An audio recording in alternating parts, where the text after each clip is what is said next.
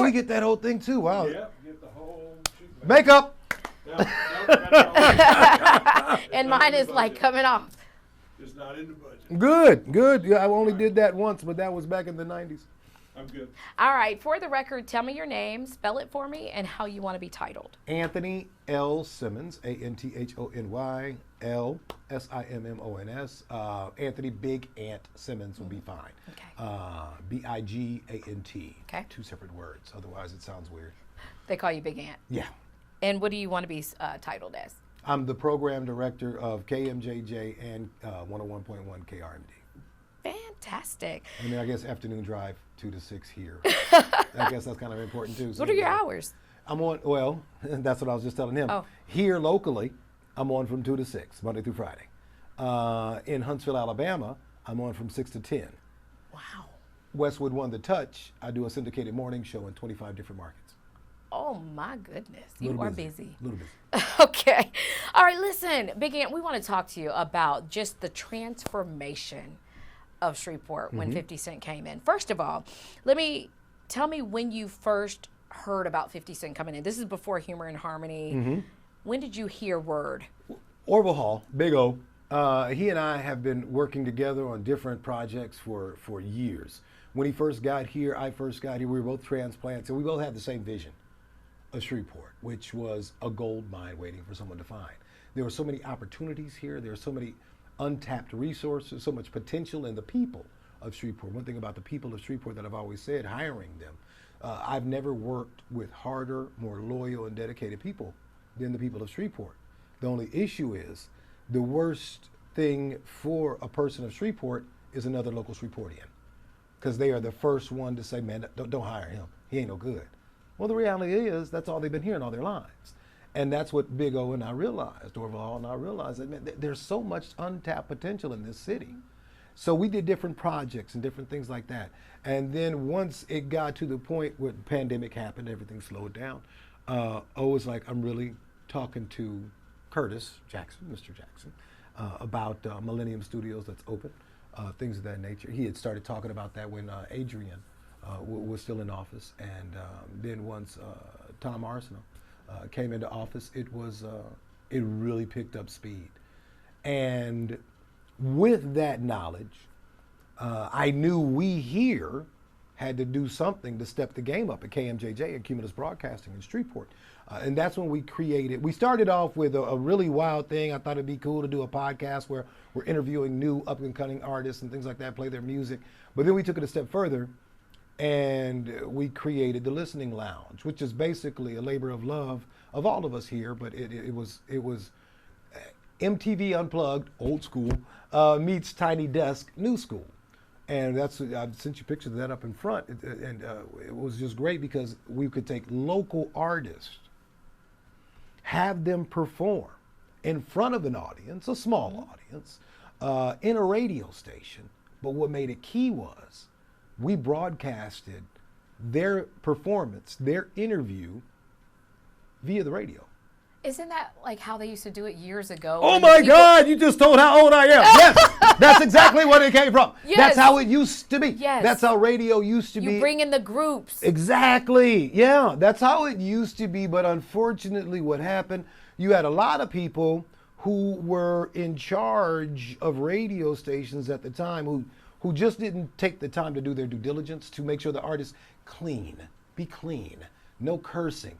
Don't put our FCC license in jeopardy or anything of that nature. And people just got lazy. So as they got lazy, they stopped doing it. Kids who got into radio without earning, the knowledge to become a broadcaster knew nothing about a 7-second delay dump or things of that nature. Things that we need in order to safeguard our frequency. And with me being as old as I am and in radio for as long as I have been, it seemed like it's something we could do. There was a couple of cats here in the building who were also older, understood what I was saying, and I said we could pull this off. Coupled with the creativity and innovation of the youth, Scooter Man Pro, Bay Michelle, Nina Montgomery, so many to name that are in the building. We knew we could pull it off. Jason Bragg, Sean Dion, we knew we could pull it off, and we did. So bringing the youth together with the quintessential Gen Xers. It was really simple because your big papas and things of that nature who perform it, everybody knows, who wouldn't make it on the radio. Well, let's put them on the radio. So by doing that and showing O, and I had to have Big O and Trigger, the show boys, having them perform, it was just a no-brainer when it came to what station was really doing something for the locals. So when O knew it was happening, again, we got together and he was like, your station, your voice has to be a part of this. And I was like, done deal. As I've always said to O, a lot of things, like he was the one instrumental in bringing I think it was the basketball game to the Centenary Dome with Master P. We were a part of that. Big O had pitched an idea, which is now going to come to fruition. The helping out homes in your Allendales and Motowns and Queensboro and things like that. Before the G Unit thing, he was trying that. Well, I was 100% behind him. Like, man, let's go. The having the movie theater where the young man did his show and things like that. We partnered with O.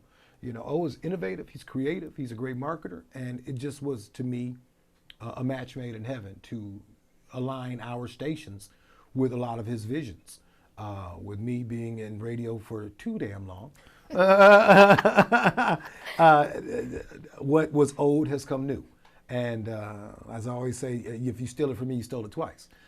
So working with O and his ideas and what I know about radio and just making it work with the modern day ideas with an old school twist, it was just a match made. So with our listening lounge, and then Mr. Jackson signing the contracts, well, it was a no-brainer to have him come here with our audience and do a live broadcast in the listening lounge. Okay, so back up. He came through here. He came and sat in your... The second interview he and I did was in here. Okay. The first one, he wanted it big. We had cakes by, Ashley's Tears of Love. Yes, love Ashley's. Oh, incredible. She got called like with 24 hours before everything was set, and she made a 50 cake that was unbelievable. He was even impressed. Took a picture with her, but no, he came through the front hallway. We had him at the listening lounge. We did the interview. That was the first one. And the second one was in here, as you can see up there. That's his signature. And these are the autographed walls of everybody that's come through here. The one that's faded back there, as you know, Rich Homie Quan passed away. He signed the wall in 2017. But no, he was definitely in here. And he talked about everything that he wanted to do. Some names he dropped that didn't show up. Punch him. No, who was that? Mary J. Blige. I wanted to see Auntie. Me too. Well, I don't know if she'd be my auntie. Did Bow Wow she's make not it? about the same age. I don't know if Bow Because Wow remember, was here. he went on Facebook saying he was stuck in Atlanta. I don't know if that was just I don't know. But honestly, here's the crazy thing. I definitely was a part of it all in the beginning. But then again, with the listening lounge being so successful, that's when O's like, Aunt, I want you to handle the local aspect. And I was like, done deal. So you picked the local rappers? The Red River District was completely ours, and it wasn't a picking. And I went live on Facebook about certain people, feathers being ruffled, about not being able to perform. The true reality of how it all came about. Well, if you did our listening lounge, that was the list we picked. So who had already performed from us? We knew they were, because this came together last minute, and so it had to be a labor of love. There was no budget. It was like, hey, Aunt, we need KMJJ to show everybody who's coming in the city what Shreveport has to offer. That's all it was. Who did you pick? Me personally, or who was on the list that you've had before that performed? Was Big Papa? Big Papa was we've there, interviewed... and I love Big Papa. Me too. He is an old school cat such as myself, but still knows how to set the game on. So absolutely incredible. We'd love to have him on the radio station one day. That'd be great. Maybe a little Saturday night show or something. I got a sneak little listen to something he just dropped, so beat you. I'm heartbroken. No, he is great. I love him. Who else performed in the district? We had Oh, wow. Where's that list at? It went with the gummies.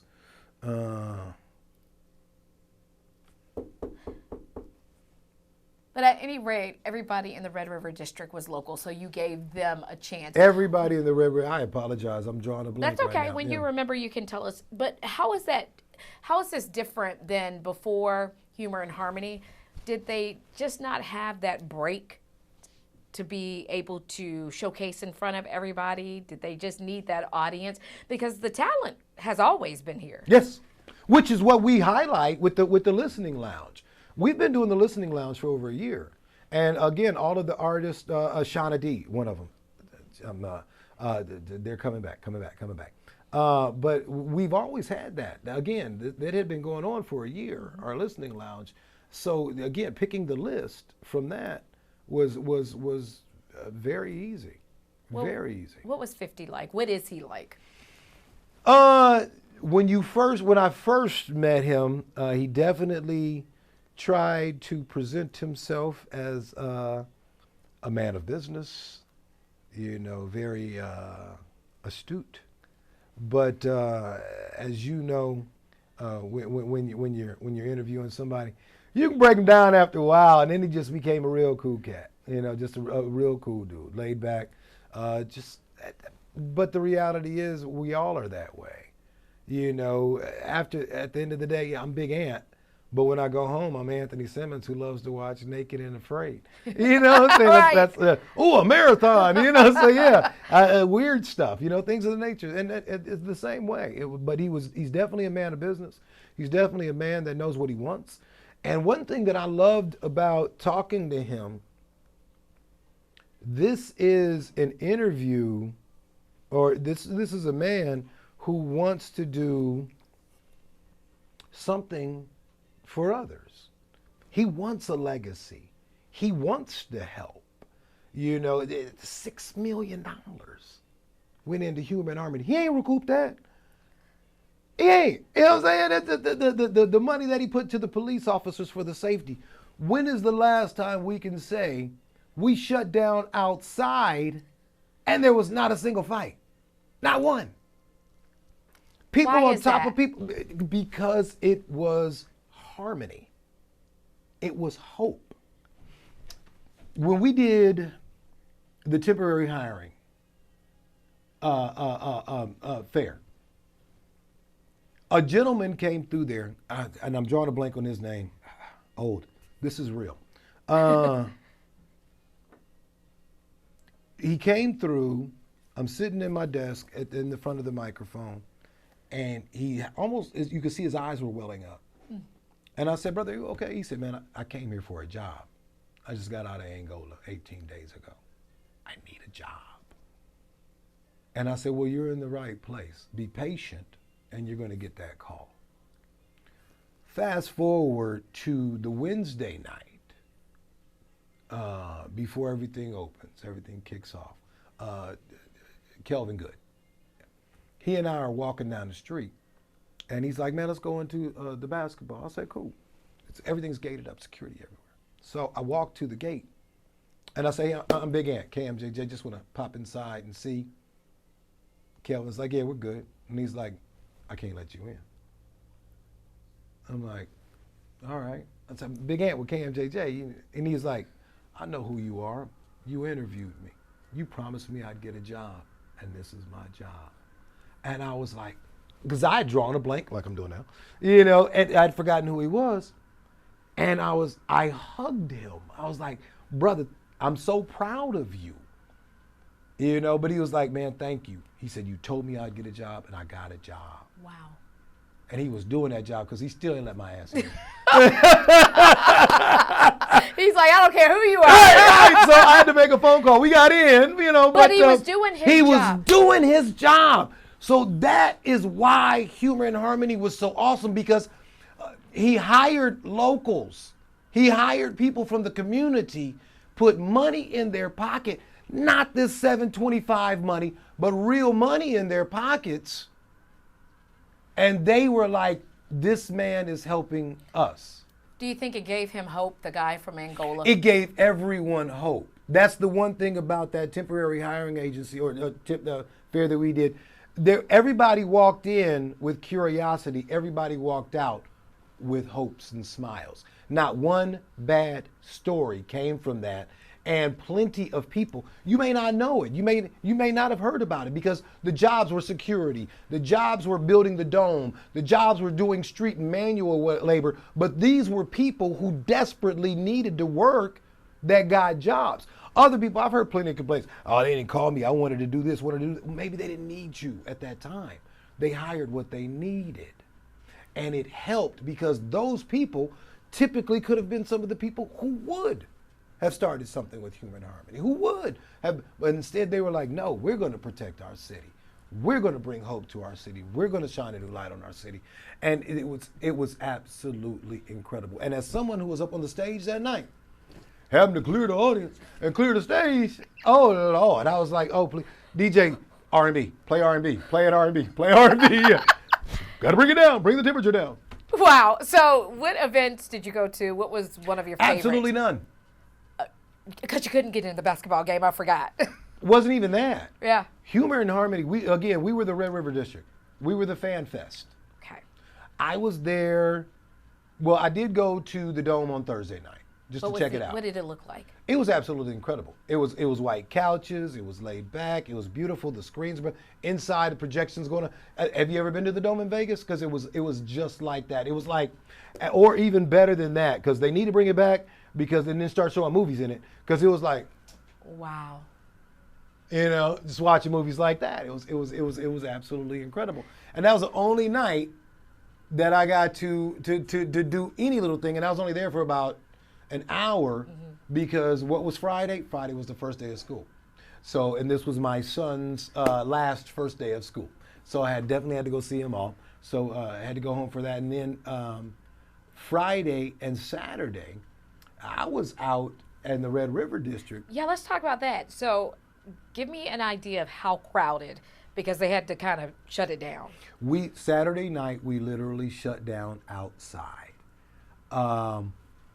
From the G spot, the daiquiri spot, to the backstage was roughly, this was Saturday night, roughly 20, 25 feet. It took me 15 minutes to get from the entrance of the daiquiri spot backstage. It was that packed, and not one single incident. Friday I was there from 10 a.m. until 3 a.m. Saturday, I was there from 11 a.m. until 3 a.m. And it was absolutely non-stop people coming in. Saturday night, I had to stop the music, get on the stage. A young lady had passed out, and I had to have everybody turn on your cell phones, turn on your cell phone lights, and everybody had their lights up. I said, make a hole for her, and then let security come through and get her. And they did. It was ridiculously packed. People on top of people couldn't move. But not one incident. What does this say about bringing Shreveport back to where it used to be? Are we coming back up? No. We're going forward. I think, because talking to the local Shreveportians who've been here before, through all of this, they were the ones that didn't believe. Rightfully so. It's like a puppy that becomes a dog. As a puppy, you're all happy and disciplined, goes away. And eventually that dog's like, I'm not playing with you no more. That's what the Shreveportians are. They're not playing with you no more. But this time is different because here's a man coming out of his own pocket. This is what I'm doing. I'm not relying on the city's money. I'm not relying on this money. I'm coming out of my pocket to invest in you. That's the difference. But, I can understand why people had their reservations. People were like, this is different. This is a man who signed a lease for a gazillion years, having to do 80% of all production in Shreveport once everything gets up and running. That's a commitment.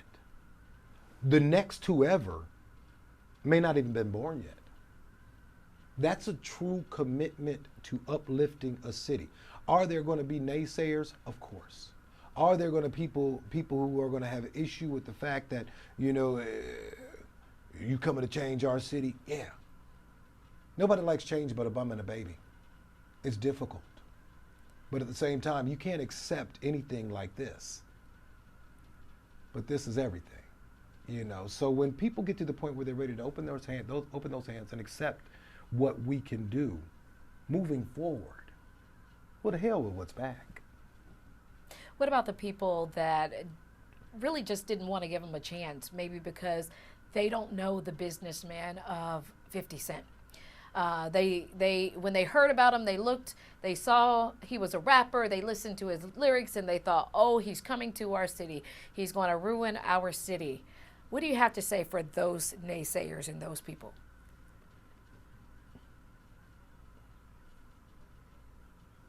Ignorance isn't permanent. It's up to you.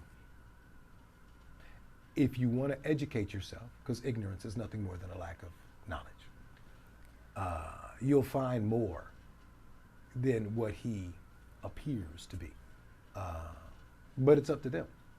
They can remain ignorant for the rest of their lives, but it's their choice.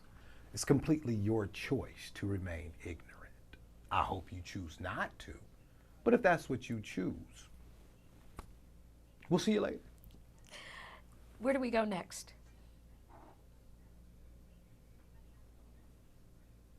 The unknown. And that's what I love. I love I'm cautiously optimistic because we can move too far too fast.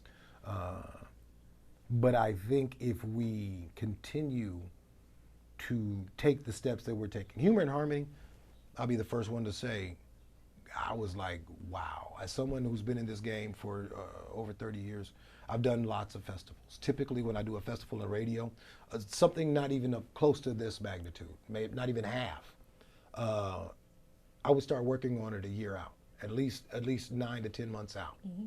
To be able to pull this off in literally 60 days.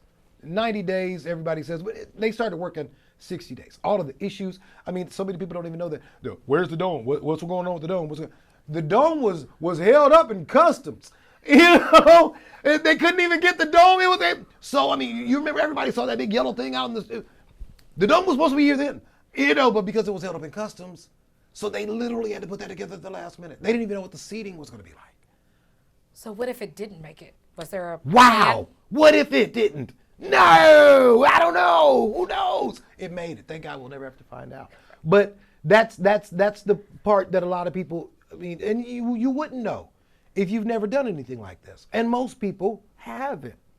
Most people haven't been involved in anything of this magnitude.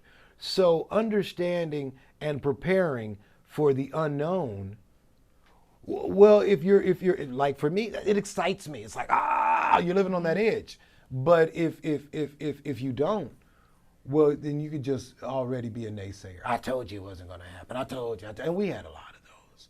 But I believe. But it did happen. It did happen, which messed up their psyche a little bit. You know, you have nothing to complain about. You have no gripe. Well, I'm going to find something. Well, you're going to continue to find something. And I wish you well, you know.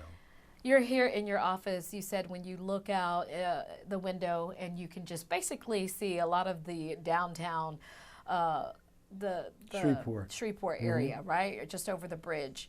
Now when you look out, what do you see? Before it was probably like, where do we go from here? It's changed a lot in your past 10 years of being here, right? Mm-hmm. What do you see now? I see someone tapping the beginning of that gold mine vein. They haven't even hit gold yet. It's just a tiny baby nugget. They have no idea what's behind that wall. And when those walls start breaking down, it's going to be a cave of riches. This city has no clue how much they actually know. We deserve it. Oh, beyond. No one deserves it more. No one in this entire country deserves it more than Shreveport as one of the last holdouts of the Confederate Union.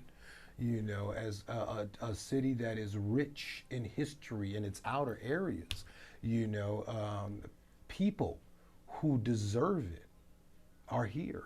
They deserve some good in their lives. So much bad has happened in Shreveport. So many people have been cast away in Shreveport. So many people have been trampled. The good old boys club that had absolutely no color, no race, no ethnicity. They felt it from their own and from others. I think we have an opportunity, if done correctly, we have an opportunity to uplift an entire city and make it what it should be. Bubba? I told this story just about every time we interviewed somebody.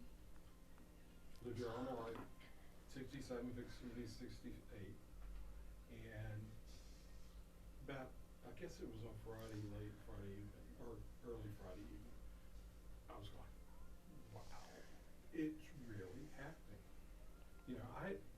I knew 50 Cent was a rapper. Mm-hmm. That's all I knew going into it. And it's like, holy cow, this is, that's somebody who's lived here all their life. It's happening. Man, I normally around about 5-6 years or so, I'm like, okay, what's next? Next city. I don't like putting down roots. I have no home. Home is where I'm at now. I was telling him I took this job, and the reason why you and I haven't met, I don't get out much. I'm now getting out. My son is 17. I was a single dad forever. It was just me and my son. And I could do KMJJ in 3-4 hours a day. And where I come from, I had 5 stations. I was ops manager, the whole bit. But I knew I could do KMJJ and still be a dad. To me now, my number one title, still dad. All of this. But I fell in love with Shreveport, and I didn't know what it was at the time. 5 years passed, 6 years passed, 7 years passed. Then I get remarried, and she hates it, but I keep telling her I'm never leaving.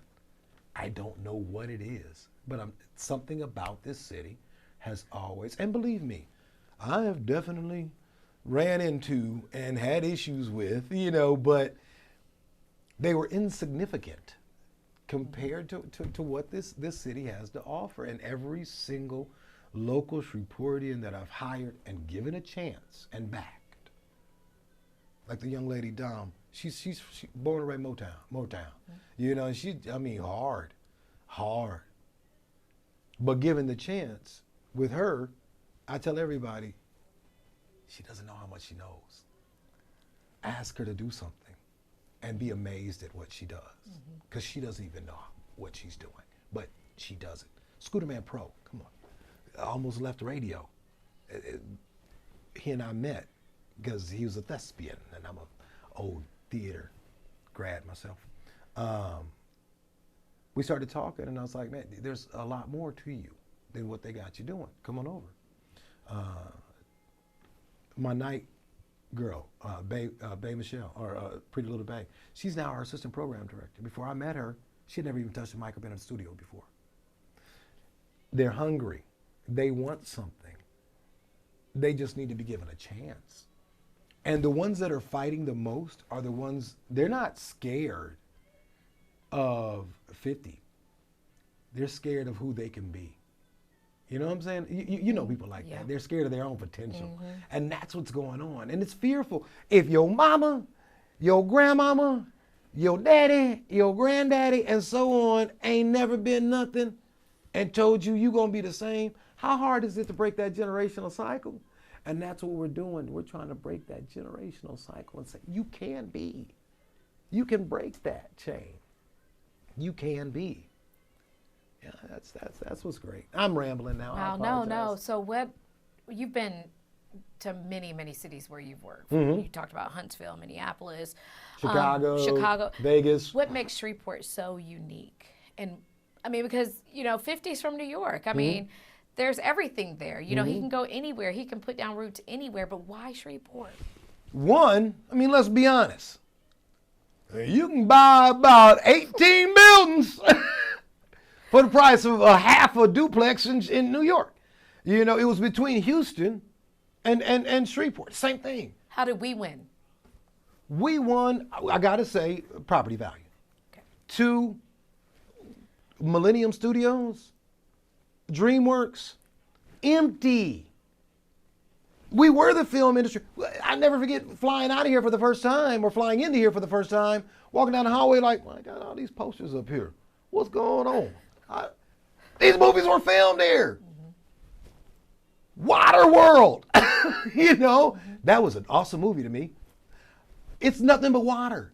And here they are filming that here in Shreveport. All the movies that you thought were filmed in New Orleans were filmed here. These places are empty. Okay. So you got real estate. You have everything that you already need that just needs a little bit of an upgrade. You know, $20 million upgrade. That's a little bit of upgrade to him. That's what, one movie? Yeah. You know, one hit, you know, half a hit. So that's 2. And 3, I mean, we can't forget. O was instrumental in this. Orville Hall, you know, was the marketing director for Adidas. Orville Hall literally put Adidas on the map to the rest of the world in the hip hop community. Growing up, you know, in the Midwest, I never forget, there was Yo MTV Raps. There were watches sent out to every hip hop station when Yo MTV Raps was big popular. That was less than 100 watches. Now how many hip hop R&B stations are there? O was instrumental in creating that, creating the whole culture, the lane, from the Showboys to who they are now. You know, he's always been entrenched in that lifestyle and growing it and making it mainstream. So obviously him being here in Shreveport, you know, let's not forget when 50 came, you know, for Bebe's event. He was shocked at how the people followed Bebe. You know, so that was instrumental. Which event was this? It was way before I got here, that's for sure. Like 10 years ago? Way before, yes. Oh, yeah. so he'd come here. He had been here before Okay. and was just blown away at how, you know, the people of Shreveport got down, the people of Shreveport, you know, enjoyed their time in the clubs and just enjoyed being with rappers and things of that nature. So that was another bit. And again, just the property value, all of these things. It was a match made in heaven. And I mean, you've been to Houston, I'm sure. Houston's packed. We wide open. We got wide open. And he can literally put his fingerprint on the city he already has in such a short time. I mean, think about it. This announcement was what, earlier this year? And everybody's trying to call this 50 land? Now I'm bleeding that. It's still Shreveport. It's not G-Port? No, it's not G-Port. This is Shreveport. This is Shreveport. This is Shreveport. Let me talk to you about this really quick before Okay. I forget. Because you're in radio, because we've heard this, and I know that you've heard it even more probably in the music, Ratchet City. Okay. I hear he doesn't like it. I don't either. I never have. I've always been very vocal about that. And I've met Mandigo. I enjoyed my time with Mandigo. I still speak to Mandigo. I would love to have, I believe we did have Mandigo perform, if not perform, we do this thing called KMJJ Loves LA every Memorial Day weekend and that was, when I first got here, everybody swore to God, Master P deserved to win an Oscar before I got the hookup. Oh no. You know, but that's what the local Louisianians. And so to me, it was like a no-brainer. All right, Memorial Day weekend, KMJ Loves LA. We just play nothing but Louisiana music, have a great time. When Mandigo came back home, I was like, brother, I need you on the station. And I had his voice on the imaging and things of that nature. I understand why the Ratchet moniker came about. I understand it was a title built in love and respect. Unfortunately, when you deal with the younger mindset, they don't internalize that the way it was supposed to be. They are taking it literal. Okay, back up. How was it supposed to be? It was supposed to be, Ratchet was supposed to be a thing of, I got to get ready because I got 8 minutes. Okay. Ratchet was supposed to be a thing of a term of endearment for the city. We have some other words in our culture that are terms of endearment that we ain't gonna use on here. So that was the mindset behind it, you know, and it just went astray from that. And it became what it is now. You can't say a word over and over and over and over and over again and not. So that actually, just so that you know, when I got here, this was the big station. And then I made it the unapologetically big station. And now it's the phenomenally unapologetically big station. I use those words so that people, kids, our children, would start saying phenomenal and unapologetic and internalize that. Because you cannot consistently say ratchet, ratchet, ratchet, ratchet. You either going to become a mechanic or you can become ratchet. You know what I'm saying? So, yeah, no, that's not a good word. So now we're Motion City? Have you heard that term I yet? have not heard Motion City. Yeah. Really? Okay. Now, what you're about to catch now is my intro. Okay. Yeah. And I'm going to pre-record it because this interview is going to keep going, I'm sure. Let's turn that off so you hear it. All righty.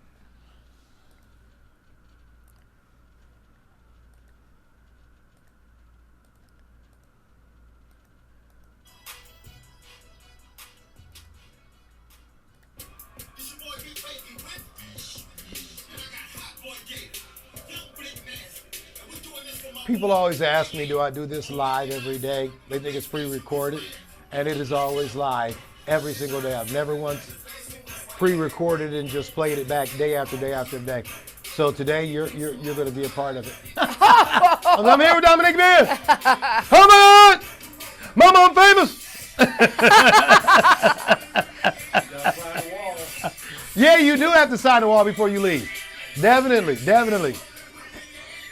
The guy that created this intro, his name is Tyrone, goes by Big Baby. He was my neighbor when I lived in the Arbors. And he found out who I was, and he was like, man, I'm going to make you an intro. I'm like, yeah, okay.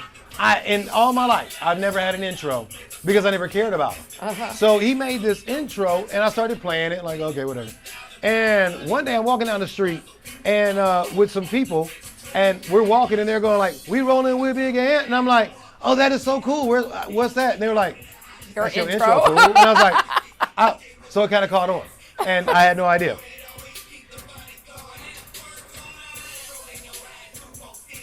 But I give him credit whenever I can. Still a good friend of mine. Here we go.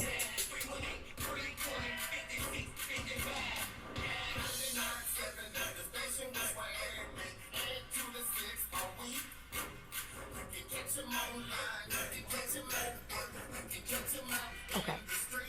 He said I can't stand up. That's what I'm hooked up to the chair. I don't really stand. No, you're fine. You're fine. You're fine. You're fine. You're fine. You're fine. You're fine. Here we go.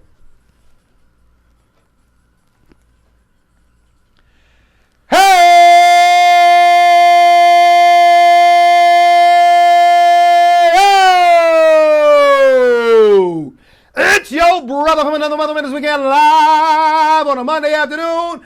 I'm in the building with Dominique Ben. I'm famous, y'all.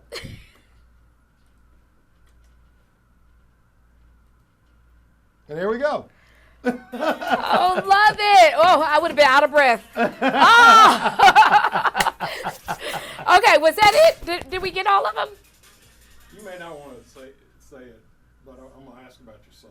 Yes, anything. He's Yeah. 17, senior. Man, I would love to talk about my son. Well, but what's he going to do? Is he going to, I got to get out of Shreveport? Or No. Okay, see, and that's another thing, you see too. where I'm going? Yeah. So I moved here in December 8th, 2014. And as a single dad, it was just me and my son. Last time I checked, kids ain't never came with instructions. He didn't.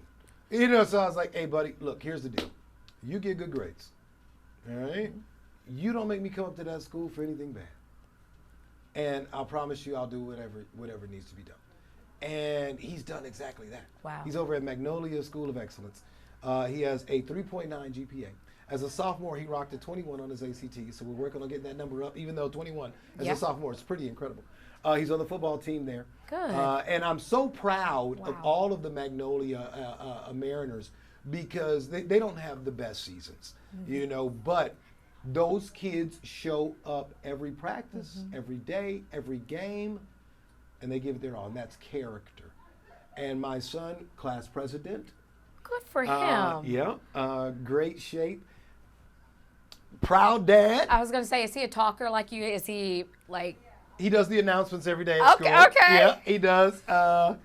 As a proud dad, went out and bought him his first car. Wow. Gave him that last week. It was actually to give me a break so I didn't have to keep picking him up. Yeah, but I gave it to him, and I mean, just the most responsible kid. We are now in he's 17. Wow. And we're in that realm of, going to colleges, things of that nature, the visits, and I'm not ready. As a dad, I'm not ready. Yesterday he drove to pick up his girlfriend for the first time. Oh. I wasn't ready. Me and the girlfriend's dad were texting back and forth. Did he make it?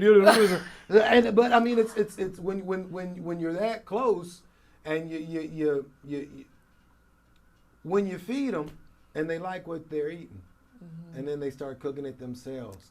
I know. Then you don't get to cook for them no more. And now you're about to have an empty nest. Well, I got remarried, and signed up for another tour of duty. Got a 14-year-old daughter. I am so not a girl dad. I'm desperately trying, but I'm so not a girl dad. It's very difficult for me, but I'm learning. I'm learning how to be a girl dad. There's certain things that you can do with a kid, with a boy. What's wrong with you? Get out of here. You can't do that. Well, okay. Perhaps if I buy you a purse. So it's... I don't know. You just can't buy your way out of it. You got to do something. But no, he is my pride and joy. The greatest, big aunt, Anthony Simmons. Wherever I go, none of that matters. Program director, who cares? How did you keep him on the straight? And were you ever worried about all of the crime and him hanging with the wrong crowd? Because once they get to a certain age and you're not there in school, he really can choose who he's going to hang with. Yes, and he did. He did. He chose to hang around, and the reason why my son came from another school in Huntsville, Alabama, that was very affluent. It was very, a certain type of child. When we moved to Shreveport, that's not the real world. It's just the two of us. I want you to experience the real world. I want you to experience every type of person. So when you do get in the real world, you know how to deal with them, and he has. And they're there, you know what I'm saying? And he's learned to navigate. But the thing that I love the most about my son, and I have no idea where he gets it from, but he is 100% him, no matter what or who. I don't sound like I'm from the South. I don't sound like I'm from the North. I don't sound like I'm from the West or the East. I'm a broadcaster. I'm supposed to sound this way. I'm supposed to act this way. I'm supposed to conduct myself as a program director and the representative of Cumulus Broadcasting across the nation. I have to conduct myself a certain way, and I don't stray from that. I don't go, they say, code switching. I'm going to be me in any circle, and he's the same way. I never forget when he started, the very first dance he wanted to go to, he said, Dad, I need a suit. I said, let's go. Rite of passage, Stacey Adams, let's go. So, and all of my friends were like, no, let him pick out his own clothes. I was like, no. A young man needs to feel the cut of a fine suit. And this is something that a father teaches a son. All of his other friends, skinny pants, sag, and everything like that. Now, fast forward to this year, where everybody's showing up in suits, fine suits, the cut of a suit. So in his own right, he has become a leader. Now, does he still get the foolishness and naysayers? Of course. But just like with me in this industry, 33 years in hip-hop and R&B, sounding the way I sound, carrying myself the way I make no doubt I've been tried. Bad idea. But it's the same thing with my son. Bad idea. You're not going to get the reaction you're looking for. Right. And that's what I've taught him. And the beautiful thing is every time I go up to the school, I hear the same thing. You've done a fine job raising a young man. And that's what's key to me. He's a young man. Good. He's not someone that's going to talk out of turn. He's not someone, but at the same time, he's not going to back down. He's going to let you know exactly how he feels, respectfully. So, yeah, he's a fine man. And again, I'm not ready. Congratulations on having a senior. So what are your conversations about Humor and Harmony, 50 Cent? With him? With him, yes. Oh, he was very, he could care less, honestly, to be perfectly He didn't honest. go down there? No. Okay. No, being an older man, older dad, I've unfortunately introduced him to the Stevie Wonders and the Luther Vandross and the Michael Jacksons and things. So that's more of his thing. That's more of his thing. he understands that this is just a job for dad, you know. So it's what I do.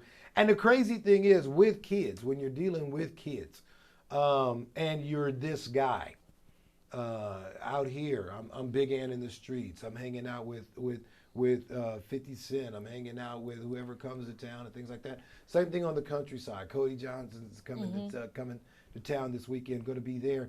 To my kids, they're like, that's just dad. Right. You know? Right. He makes us take the garbage out. So he cuts the grass. You know, so Right. it's no big deal to them. You know, to everybody else, oh, who did you meet? Who did you know? The things of that nature. You know, smoking a blunt with Tupac. Probably don't want to use that one. You know, that's the very first blunt I ever smoked. Was Tupac. That's a long time ago. Love Tupac. Yeah, he was. Yeah. And he was. Now he was crazy. Yeah, No. He was definitely. But no, that's so for my son. It's no big deal. I'm just dad, and that's the coolest thing in the world. I'm just dad. Well, That's congratulations on you. having a successful. I know he's gonna end up going wherever he wants to go. It sounds like He and I both are leaning towards Xavier because his name is Xavier. Oh, love it! Great school, by the way. I know. Yes. I had my sister-in-law graduated from Xavier, so I'm really interested in that. Now his number one choice, Emory in Atlanta, Oh, yes. and I'm like, son, Or he could that's- always go to University of Florida, where I went. okay. I just had to throw that out Well, there. there you go.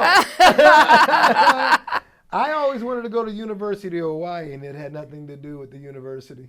Yeah. My husband lived in Hawaii a very long time. So. Yeah? Military? His father was, yeah. Okay. Yeah, but his best friend played for University of Hawaii. Yeah, him and Barry. Yeah, Yep. Barack Obama, Hawaii. That's dope. That's incredible. That's incredible. Before we end, I do want to switch gears. This isn't for the special. It's about Rich Homie Quan. Is that what's his name? Since, I mean, it's just a shock, right? I mean, everybody was talking about it on Facebook. He's signed the wall here, so he's been here in Shreveport? Yes. So tell me a little bit about him and how you're remembering him, if you're remembering him. I remember, well, right now we have a promo running on air remembering Rich Homie. I knew him when I was in Huntsville. I used to do a festival called the Black Arts Festival every year. It was a 3-day festival, 3 stages, over 150 performances, over 500 vendors. Now, it was 150 performers and only about 20 were regional or national. The rest were local. We took a local talent show, all right, and turned it into this huge festival. So people actually paid to be in it. He used to come through there. Back then he was very young, early 20s. A good kid, believe it or not, a really good, respectful kid. Let's be honest, it's the South. Even the most disrespectful are still respectful. They still don't call you ma'am and sir. You know, it's awesome. It's the South. So and that was my first tour of duty in the South, and he was just a good young man. Fast forward to here, came through, signed the wall, great interview, lots of pictures. Did not hesitate to stop and take a picture with him. That's something else about Mr. Jackson. Every time he came through here, somebody wanted a picture, they got a picture. Wow. When they found out there's a call center across the hall. The first interview, everybody knew about it. The second one, nobody knew. And we kept it that way. That's the way the security wanted it. But the first interview, you know, it was a slew of people that came across from the hallway.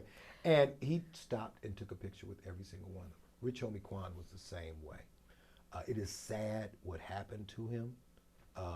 My thoughts and prayers go out to the family and to the rest of the public. First off, stop doing drugs. Second, if you are going to do it, know where you're getting it from.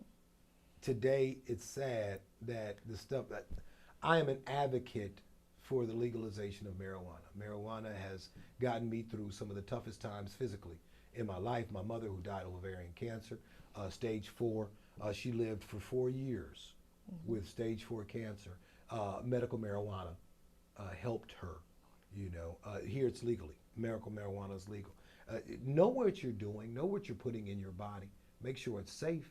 And it's sad because that young brother was talented. He got a lot of people through college. You know, he definitely was a lot of hits on my radio stations. And I'm tired of senseless deaths, whether it be by someone else's hand or your own. Preventable, you know, if we just take time and one, communicate, and two, educate. And that's what we need to do. And it's not, all drugs are bad. Well, that's foolish to say. Drugs help build America. You know what I mean? It's don't be stupid. If you want to say that an outlaw alcohol, how did that go with prohibition? Not well. You know, so it's all drugs are not bad. We just need to know what we're putting in our bodies. And unfortunately, he didn't. He was from Atlanta? Where was Yes. he from? And that's where he died? Yeah. Mm-hmm. Okay. All right. Well, One thing. Mm-hmm. When I first got here, and you were talking about you were reluctant to take that one interview with Curtis Jackson here for the humor and harmony. Is the way you seemed very reluctant that you would do it. You would be the one. Why is that? Oh, because I'm old. No, honestly, I'm a teacher. I love teaching. I've again been in radio for 33 years. I love giving back. You know, in Minneapolis, market number 15, I was everything. I was nonstop, man. I was traveling the world, enjoying life, and it was good. Radio let me see the other side of the moon. Wow. It was absolutely incredible. Huntsville, I became a program director, and I started teaching people how to be broadcasters. My legacy is still there, as well as here, because I have taught people this craft, and they've taken it and gone further. It is a career now for them. For me, interviewing 50 Cent was something that I wasn't sure I needed to do. I thought maybe somebody younger should do it with everything, and somebody more local. Because I know I'm not. Although they have adopted me, and I can't thank everybody enough for adopting me. Cedric Glover, Jabba Jaws, who I had down at the Humor and Harmony, Cedric, who I had at the Humor and Harmony, Super Shoe, who I had at Humor and Harmony. All of them, you know, Anthony, you are Shreveport. Big Ant, you are Shreveport. You are ours, and I appreciate that. But the reality is, you know, there's people on this staff: Scooter Man Pro, Pretty Little Bay, DJ Love, Yaki Joe. My staff, they're from here. But when it boiled down to it, I'm the one sitting in the seat. I am the senior, and I'm the one that they wanted. So I did it, and I'm glad I did it. But at the same time, I'm glad the rest of my staff was here to see it, be a part of it. And what did you guys talk about? Well, the first interview we talked about him coming to the city, why, what he was bringing. The whole Humor and Harmony idea and the festivals after that. From what I hear, he still wants to do another one this year, and definitely his idea, ambitious, but he would like to do 4. He'd like to do 4 of these a year. Humor and Harmonies or something 4 else? festivals. It doesn't have to be? Doesn't have to be on the Humor and Harmony side. Okay. No. And I don't think, I don't know if I survived because COVID whooped me afterward. It got a hold of me and wouldn't let go. You know, but yeah, no, something of that magnitude, I think only once. But I do know he wants to do more festivals here. So we talked about that. We talked about my cigar bar.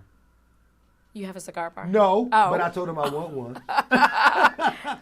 I'm sure, yeah, big ants. I can see it. Well, you know, I said 50 ants, ant pitties, you know, whatever. You know, we could share, you know, but I don't know if he's ready for that yet. Okay. We talked about all the things that he's doing. We had talked about the daiquiri bar that's down, the G-Spot. That is absolutely incredible. Did you talk about the boardwalk? Because We did not. Let's be honest. Throw all the cards on the table right now. Bossier had the opportunity. But again, I do believe with the question you had asked me before about the ignorance, the mindset of people not doing their due diligence and finding out exactly what all the things that this man has done. You know, the reality is he's done more than rap. He's done more than just power book. He's done more. He has done heartfelt movies that had absolutely nothing to do with the hip hop culture. You know, but if you haven't done your due diligence, if you haven't done your work, then that's all you're gonna know. If all you see or all you believe is what you just saw, opposed to going out doing some work, then that's all you're gonna do. So they had the opportunity. Yeah, but you've seen this transform in the 10 This years. hurts. This hurts me more than you can possibly imagine because, again, this was also a part of the vision. I used to come down here on Saturdays, downstairs. Okay, I'm not gonna lie. I used to be down. If I get off air at 6 o'clock, I was downstairs by 6:05, having cocktails, you know, smoking cigars, and just people watching because it was that great here. It was just that great. The stores, the shops, everything. It was a good time, and to watch this slowly diminish, knowing that there's so much more we could do to bring it back, it hurts.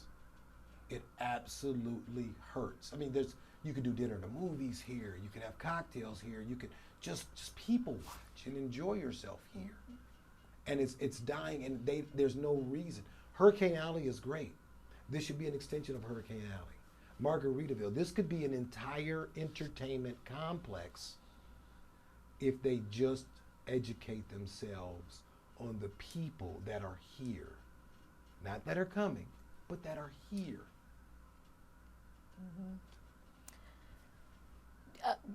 So 50 never talked about maybe helping over here, helping. He did talk about it to some people, and some people just didn't want it. So I mean, transforming the boardwalk. there's a lot of things that could have been done in a lot of places if people would have just gotten out of their own way. And that is a fact. A lot of people were in their own way because of their ignorance. And that's sad. Hopefully, they have time to change the mindset, and hopefully they will. But it's completely up to them. Like I tell people all the time about what I do. You know, my table's always set. The food will always be hot. It's up to you to sit down and eat. You know, I'm not going to force feed you. You know, it's yours. The knowledge that I have, like I was saying about Huntsville and here, the knowledge that I have, it's yours. I don't want to take this with me. Hell, I'm forgetting most of it anyway. You know, but it's completely up to you to want it. Mm-hmm. And if you don't, oh, I get it. Have a nice day. So it's the same opportunity. The opportunity's there. That's Shreveport. You know, we shut that out. We shut that down. We shut down Shreveport. We could do that here. Why not? There was no fights. There was no ignorance. There was no foolishness. Mm-hmm. It was a good time. Why can't we do that here? You know, it doesn't make any sense. That's Shreveport. I'm from Minneapolis, St. Paul, separated by a river. Just like Shreveport, Bossier is separated by a river. It's twin cities. Both can enjoy, but I think he beat Orville on time. Oh, did he? oh no! I'm sorry. I apologize. No, you're good. It was all good stuff. Oh, I That's apologize. my way No, of